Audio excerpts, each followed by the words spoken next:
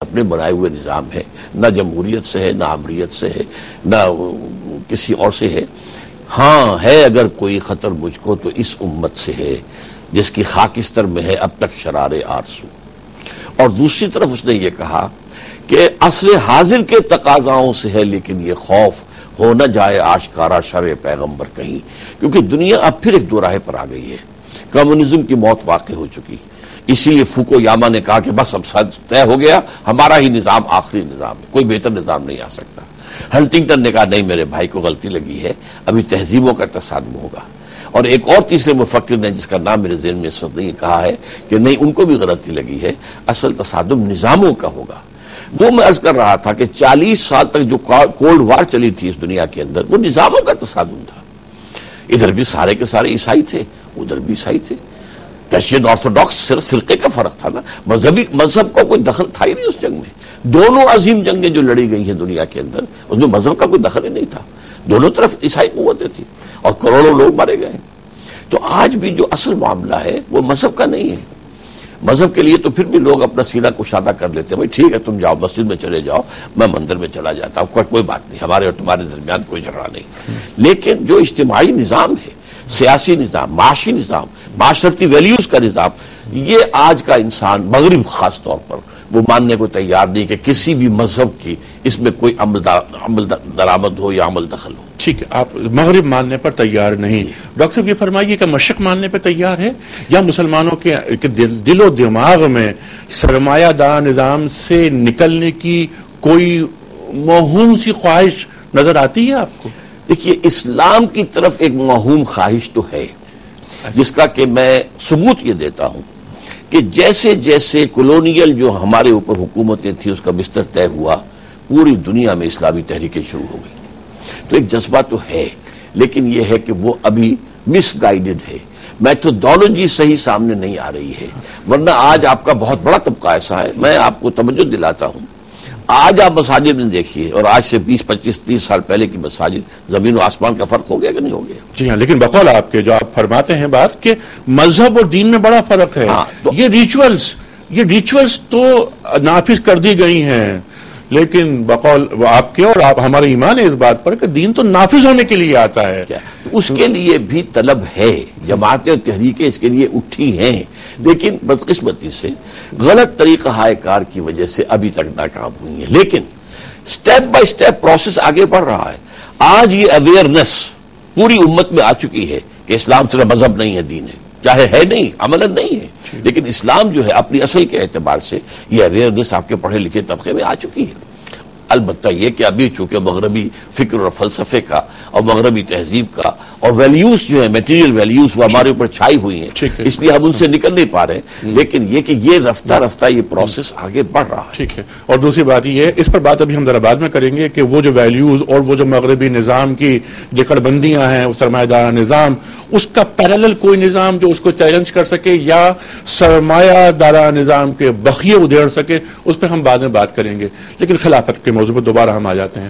Doctor صاحب آپ نے کہا رکاوٹیں وغیرہ وغیرہ بہت ساری رکاوٹیں، ایک جو مسئلہ قومیت ہے، نیشنلزم جو تصور آیا اور پھر آپ مجھ سے بہتر جانتے ہیں، کیا خلافت کے نفاذ میں ایک بڑی رکاوٹ مسلمانوں کا مختلف قومیتوں میں تقسیم ہو جانا نہیں؟ یقیناً ہے، یقیناً ہے اس مسئلے میں، اور یہ اصل مسئلہ ہوا ہے ویسٹرن امپیریلزم نے ہمارے اوپر ٹھونسا ہے اور ہمیں تقسیم کیا ہے نیشنز کے اندر۔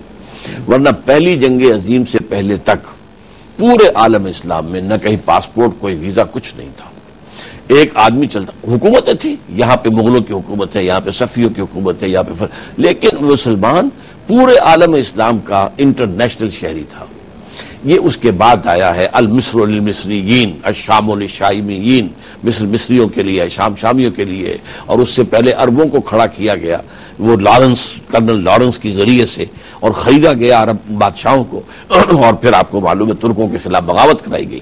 تو یہ ساری سازشیں ہوئی ہیں اور اس کے اثرات ہیں، لیکن ان کے ساتھ ساتھ مسلمانوں کے اندر ایک امت ہونے کا تصور بھی اجاگر ہو رہا ہے، اور اسلام کو ایک دین کی حیثیت سے دوبارہ دنیا میں لانے کی خواہش موجود ہے۔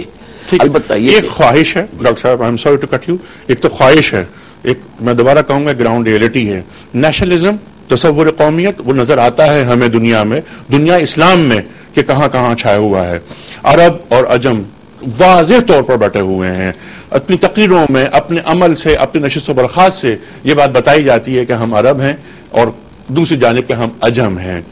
حالانکہ حسن نصر اللہ اور یہ حماس وغیرہ قربت تو ہوئی، لیکن ابھی اس خواہش کو حقیقت کا روپ دھارنا ہے. سوال یہ پیدا ہوتا ہے کہ علامہ اقبال ہی کو ہم رجوع کرتے ہیں کہ ان تازہ خداؤں میں بڑا سب سے وطن ہے، جو پیرہن اس کا ہے وہ مذہب کا کفن ہے. اور علامہ اقبال ہی فرماتے ہیں کہ گفتار نبوت میں وطن اور ہی کچھ ہے، ارشاد نبوت میں وطن اور ہی کچھ ہے، گفتار سیاست میں وطن اور ہی کچھ ہے. اور ضرب کلیم میں علامہ اقبال فرماتے ہیں، اور کتنی بڑی بات، اور یہ بات صرف علامہ ہی کہہ سکتے ہیں، کہ اگر ملک ہاتھوں سے جاتا ہے جائے تو احکام حق سے نہ کر بے وفائی. یہاں ملک تک ہاتھ سے گنوا دینے کی بات کرتے ہیں علامہ اقبال کہ احکام حق سے بے وفائی نہیں ہونی چاہیے. ان تمام جو آج کنٹمپریری ورلڈ ہے، مسلم ورلڈ، انہیں دیکھتے ہوئے جس خواہش کا آپ اظہار کر رہے ہیں کہ نہیں، ایک ہے، ایک کروٹ ہے، ایک روح ہے، ایک چنگاری ہے جو آگے بڑھ رہی مسلمانوں میں، کہاں نظر آ رہی ہے ہمیں؟ دیکھیے، دنیا کے اندر جو اس سے پہلے تبدیلیاں آئی ہیں، ایسی تمام رکاوٹوں کے باوجود آئی ہیں. کوئی انقلاب دنیا میں آسانی سے آ گیا ہے؟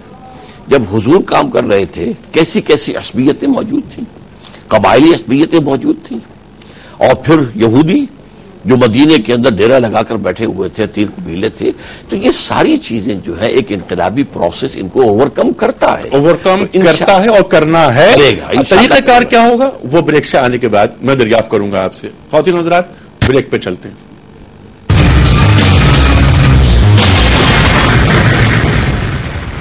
ویلکم بیک خواتین و حضرات. آغاز رمضان اسپیشل میں ایک بار پھر خوش آمدید. تشریف فرما ہے محترم ڈاکٹر اسرار احمد صاحب. ڈاکٹر صاحب، جہاں بات کٹی تھی آپ کی، اوورکم کرنا ہے مسائل کو، میں نے عرض کی تھی مسئلہ قومیت. 57 کنٹریز مسلمان OIC کے ممبرز کو، ایرانی، افغانی، تورانی وغیرہ وغیرہ، یہ کیسے ختم ہوں گی یہ سلسلے؟ اس کو کیسے اوورکم کیا جا سکتا ہے؟ دیکھیے، کوئی بھی نظریاتی دعوت اگر پھیلے تو اس قسم کی رکاوٹوں کو عبور کر جاتی ہے. اچھا، اب ایک نظریہ تھا مارکسزم، ہندوؤں نے کیوں قبول کر لیا؟ کیونکہ کمیونسٹ پارٹی بن گئی انڈیا کے اندر.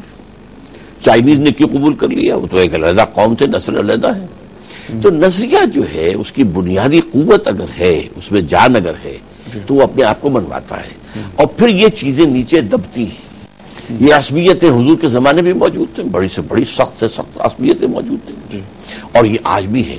اس اعتبار سے بھی پاکستان اس پہلو سے پریولیجڈ ہے کہ یہاں پاکستانی نیشنلزم گہرا نہیں ہے، اس لیے کہ یہ بنا ہی وطنی قومیت کی نفی پر ہے.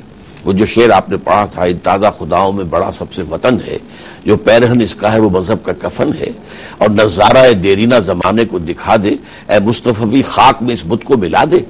تو وہ انڈین نیشنلزم جو تھا، جو ٹیریٹوریل نیشنلزم، اس کو ہم نے شکست دی تھی.